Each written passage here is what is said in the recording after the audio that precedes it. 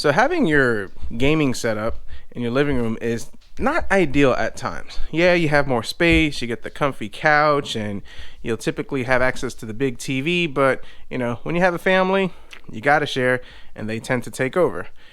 In this case, that's actually what's going on over here. So this is my gaming computer, workstation type setup, whatever you want to call it. I actually made this desk myself. I'll post a link to this video. But yeah, I'll just lay right over here on this nice comfy couch, Xbox controller, play on the Samsung Q90, I think it's a 65-inch TV, and have fun for many hours. But the issue lately is as the family is maturing, they're also wanting to watch TV and play games and do their type of stuff. So been getting kicked out of here lately, and I've had to move to the bedroom. So I think it's time to kind of get myself a ITX build for my bedroom. So let's go get started on that. So I know the next question is, why not have a office or a dedicated room for that? Well, our office is kind of used for working out. It's kind of a multi-purpose room, mostly for guests. So to kind of convert it into my dedicated gaming room is not ideal. And also, I don't want to put a 55-inch TV in there. I'd rather just leave it in the bedroom. So this is what I'm going to do. So scouring the whole eBay, the Newegg, the Jungle website, Facebook Marketplace, I was actually able to put together an ITX build for a decent budget. So let me show you what I got. First off, let's go with the motherboard. Got this one. I think it's about $80. Can't remember where I got it from. Actually, I think it was a gift if I'm not mistaken. But I got this right over here, and it's the Gigabyte A520i AC. And the reason why I went with this and I like this is because, number one, I'm not looking to overclock or do anything super crazy. I just want to do some light gaming. My AAA titles, if I'm going to enjoy them, I'll make time to enjoy it on my main rig. But there's a lot of retro games and older games that, or even new games that are like potato based, that I like to enjoy. I can play it in the bedroom, get caught up, and still have a good time. So this motherboard fits the needs. This board right over here supports all the new Ryzen stuff. Well, not the new stuff that came out, but if I wanted to, I could put a 5900X and a 5950X, but we're not going to go that extreme. The power delivery and all that stuff is probably not the best for it, so we're going to go something that's just actually reasonable. This is the AMD Ryzen 5 3600, which should be more than enough for the type of games I wanted to play, and I'll post a list and we'll talk about all the prices at the end of the video. So I'm going to be going with that. Got this thermal take memory on the Facebook Marketplace. It's a 16 gigs, works fantastic. And for this, to really save money, this is a 512 gig. Now I know you could get a 1 terabyte NVMe for about $60-70 on the whole Jungle website, but this, I got it used and I paid like 20 bucks for it. It's M.2 SATA, but it works perfect and it'll be good for what I'm trying to do. I'm not trying to go crazy and build a super rig for the bedroom. I just want something that's simple, that's light, quieter, and then I can upgrade later as parts eventually come in. Now when you go ITX, typically you got to go SFX as far as the power supply. Got this one, and if you've seen this in another build I'll post a link to that video. This is the EVGA 750 watt, more than enough, probably overkill for it, but for the price I got it one of those refurbished, renew with warranty, and this should be fantastic and more than good enough for what I need. Now for cooling, ITX, you got to keep in mind the size does matter. If you go too big, it won't fit in the case. If you go too small or too cheap, yeah, I went with this Noctua NHL9A. This is the one for the AM4 Chrome X Black because I like the black look. I'm not a big fan of the Noctua brown. I know some people love it, some people hate it, but this will work for me. I think this is like 40-50 bucks. Gives me the whole Noctua badge, the low noise adapter, their thermal paste, and this thing, I just love the way it looks. Should be awesome, more than enough to cool this 3600, and I think it's the way to go. Now ID Cooling does make a version of these low profile coolers that from what I understand works great, but in this case Noctua tends to be the best in this. Love their fans, and I think as far as what I'm trying to go for, cooling efficiency and thermals, this would be the way to go. For graphics card, I do want to save money for now because eventually as things change and I do upgrades and more projects, I probably want to get like a 3060 for this build, but I just need something to get me started and then I'll decide what I'll do later. So got this on the old eBay for 80 bucks. This is a 1070, this is a Zotac Mini. I've actually had a couple of these in the garage and they're fantastic. The size is great, 8 gigs of VRAM, and it definitely gets the job done for 1080p gaming and performance and the type of games I'm going to play. So it's small for the case and it definitely fits the needs of the build, and I just kind of like the look. It's a cool little card. Eventually I'll probably switch to something like a 3060 maybe even a 3070, just depending on how that case works in the thermals. But 1070 checks the box. Now for case, I went with this, the Fractal Node 202 computer case. I mean, I'm glad they put that in there because I would have never known it was a computer case. And for a couple of reasons I went with it. It's an older case, it's been around for quite a while, but it's perfect for the size that I'm looking for. So let me go ahead and get this out the box. Kind of pretty. I like the all black and I like the texture. Now a lot of ITX cases are typically shorter in height, but they tend to be a lot thicker than I'd like. And for the area that I'm putting it in, as slim as this is, I should be able to kind of tuck it behind the TV, plug the wires. It's not going to be so obvious that it's there, and it will work perfect. Yeah, for the fact that you give up the thickness, you gain more height. It's a trade up, and I guess it's just a matter of preference, but this case should be decent for it. Now one thing that I do like about this case is it has this kind of stand over here to kind of keep it from teeter-tottering. As the more components you add, it is going to get heavier, so that was nice. Now opening this case, there's 4 screws right over here, so we'll open it up.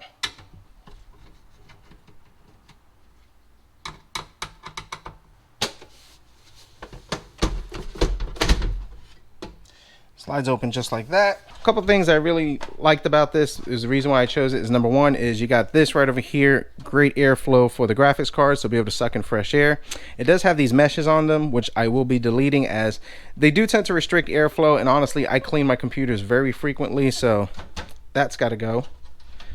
Room for your power supply, all the cables, motherboard is going to go right over here, and other than that I think we should be good to go. Now the one thing I don't like about this case, which I wish it was different, it is what it is, maybe I'll come up with a way to do something, is it doesn't have USB Type-C. It has 3.0 but it doesn't have Type-C, and honestly I've been using a lot of Type-C devices lately, so kind of the trade up for it, but it should still work. Maybe they'll come up with a better design, maybe I'll mod it, I don't know. Or maybe there's a case like this that you guys could think of. Comment down below, let me know, link it, and maybe I'll consider that in the future. So alright, so let's get this case prepared. It's got these twist ties. These gotta come off.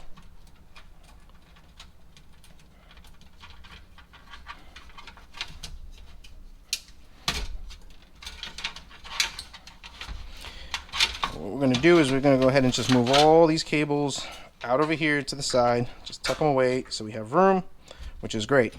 Now this mount right over here is for the 2.5-inch drive mount. I'm not going to be using any 2.5-inch drives. This slides out like so. More room for activity and stuff. Now for the bottom of the case, I'm just going to kind of pull this away. Nice and easy. I hate the way that sounded. And like I said, I'm getting rid of these mesh filters. So now that preparation is done. So let's go to the motherboard. I need to get this cooler out here. So let's pop this open. I am going to be using Noctua's thermal paste because test shows that it works really good with their coolers for air cooling. I don't know the scientific things about it, but it's free thermal paste. Well, not free because I paid for it. But anyways, let's pop this out and just look how small this thing is. I mean, just... But I will say it's very heavy. It's got some weight to it. So considering how small it is, it's very thick and dense. So, yeah. Now what I need to do is go ahead and get these mounting for the original type cooler system out. So mounting this is fairly simple. You see kind of the plastic reflective over here, that's going to go on the bottom. And we're going to line it up just like so. This part has the threads, so when we put it on top over here, we'll actually go to the bottom and just screw it in. Pop in our thermal paste.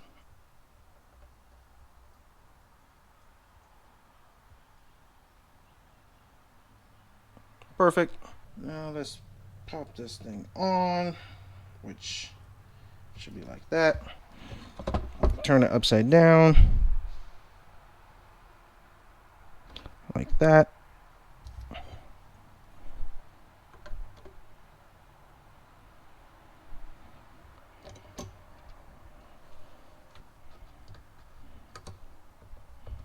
Now when I put these things on, I don't tighten them right away, just so everything can line up. I kind of do the crisscross pattern. I go little by little, a little snug. Done. Now I'm going to go ahead and reinstall this memory. And the reason why I took it out is because I had to turn this upside down. This is higher, and I just really wanted to rest on the fan versus here. That way I don't lose my thermal paste. Pop in my N.2. Alright, back to the case. So the first thing I want to do is go ahead and mount in this power supply. Alright, so now that the power supply is mounted in, according to instructions, it goes through this hole right over here. It's going to route this way. And something like that.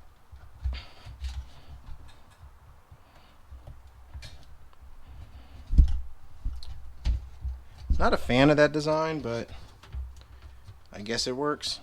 If it would have been a little longer, it could have actually gone through this hole right over here, or the slot, whatever it is, right there.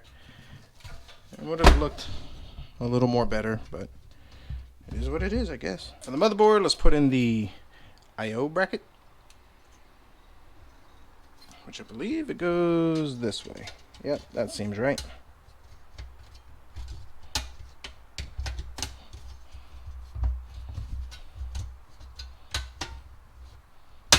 On the motherboard, and this is why it's important to assemble this before doing this, because there's a lot of wires. There's a lot of stuff that's going to go there. And I can tell you right now, that's upside down. Let's do this the right way.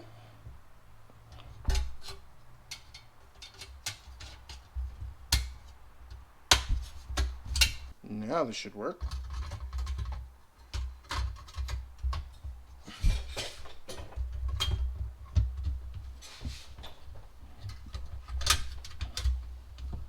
Works out pretty good, and I don't foresee any contact issues with that cable, so that's good. Now the case comes with this accessory bracket, has everything to include the riser card, so we can mount our GPU, so that's kind of nice. Put these in one by one.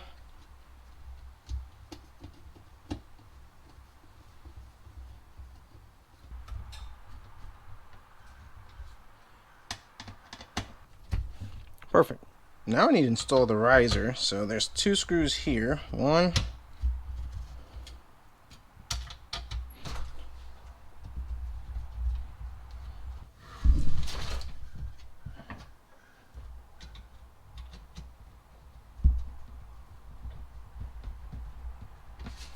There's another one down here. And now, there we go. That comes out. So now, from what I gather, the way this works is this goes in here like so. And this is just looking at the instructions. And then this goes like that. So it should work.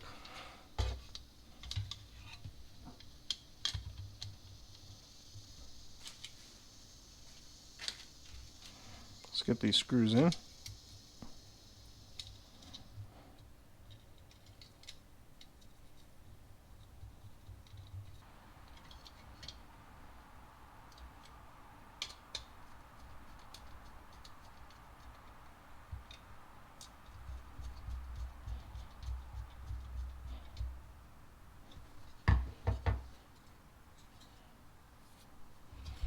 From what I gather, I think it goes like this.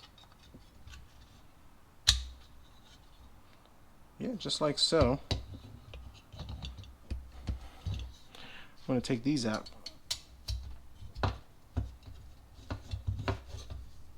And they're really tight.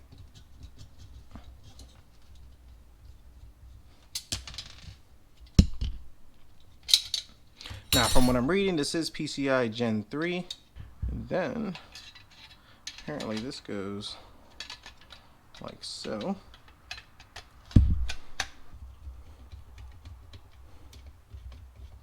We're gonna go ahead and slide this in.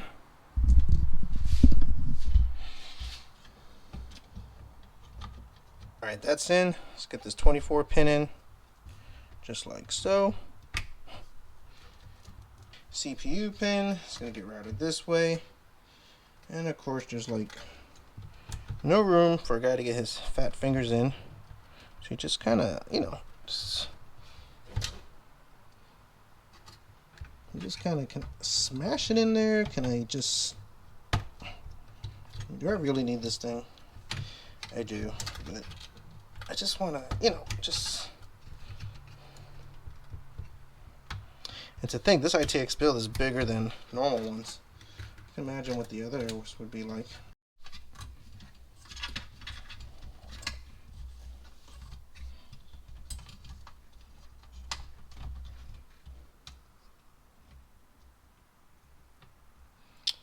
This is the audio, which is going to go right over here.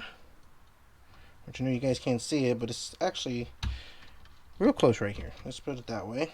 Now for the graphics card, we're going to be using the whole 4-pin action.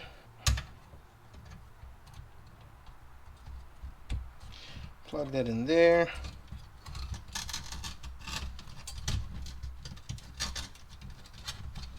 I'm not too worried about the cable management because, well, number one, it's my personal build. Number two, it's going to be closed, and because I'm not using the hard drive cage over here, or the solid state drive cage, whatever you want to call it, I got a lot of room just to leave everything flowing around or flying around. So I'm pretty good with that. Everything's in, so let's keep putting it back together and see if it fires up.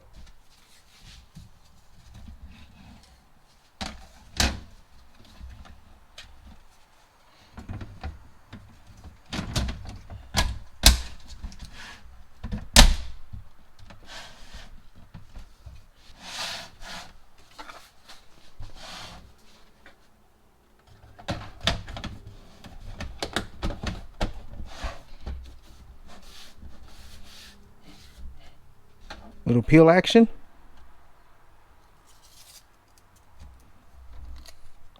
Nice. Got some more in the back. Nice. Now let's plug in the power. Ethernet. Video, why not? We might need that. A few hours later, all done. RGP is looking magnificent. And yeah, pretty happy with it. So let's go ahead and run a few game benchmarks, see what the temperatures are like, see how this Ryzen 5 3600 performs with this 1070, and then I'll give you my thoughts.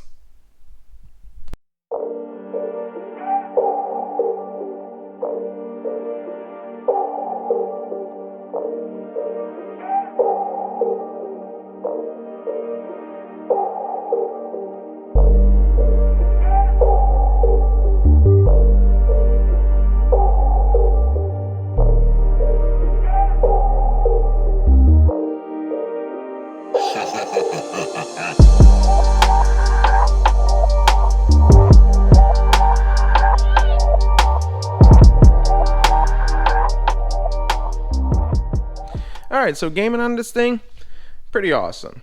So all our games, the 3 games I put, Final Fantasy VII, Red Dead Redemption, Shadow of the Tomb Raider, 1080p high settings. I mean, we were able to get 60 frames per second at least, minimum. Some dips to the low 50s, just depending on the game, but for the most part it was very playable and a good experience on it. And the thing I noticed is that the Ryzen 5 3600 still got some good beans in it, but the GTX 1070, I mean, on all these games it was pegged out at 100%, and she's starting to show her age. Still a good card, great, can be found for about $80, but I think as we start getting into some of the newer games and the newer stuff going on, she's going to start dating herself, so that's probably going to be one of my upgrade options in the future.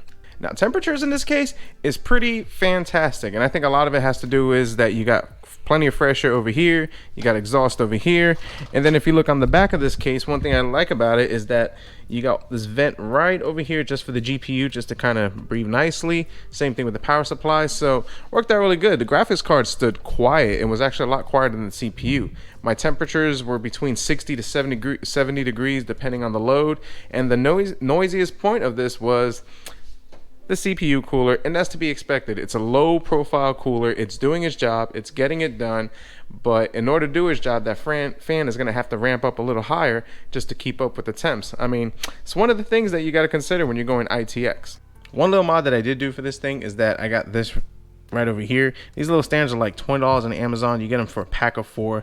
They work fantastic. They fold up, they fold down. I actually use them on my main rig to hold my headphones, but the reason I got it for this is to kind of tuck this away when I'm not using it, and I think it looks kind of good. I'm actually going to get another one, which I do have another one, but I'm going to mount it probably right around over here, and I'll use that to hold my Xbox controller when I get a second one that's strictly dedicated for the bedroom. Now with ITX, the one takeaway that you got to kind of remember with this is that The smaller you go, the more expensive it is. As like these ITX motherboard, if I would have gone with something with more features on it, I see them go as high as anywhere from $250 to $300, which is quite expensive. The coolers, they cost as much as the regular coolers, which is fine, but even the case, like this case right over here, as small as it is and nice it is, it costs about $120. As far as what I'm into this, I really don't know, and here's why. A lot of these parts, some of them were just kind of gifted to me, as I do a lot of builds and favors for people.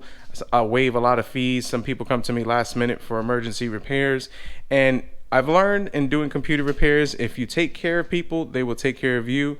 And in those cases, when they upgrade, they give me their old stuff and they say, here you go, man, you looked out for me, so take this and enjoy it. And in that case, that's how I was able to get the CPU, the memory, and that really saved me a lot of money. I did have to buy the case. The motherboard was a birthday gift. I'll post the prices to what this thing would have cost. I'm probably estimating, if I had to put some money, I'll put a number on how much it cost, roughly about $500.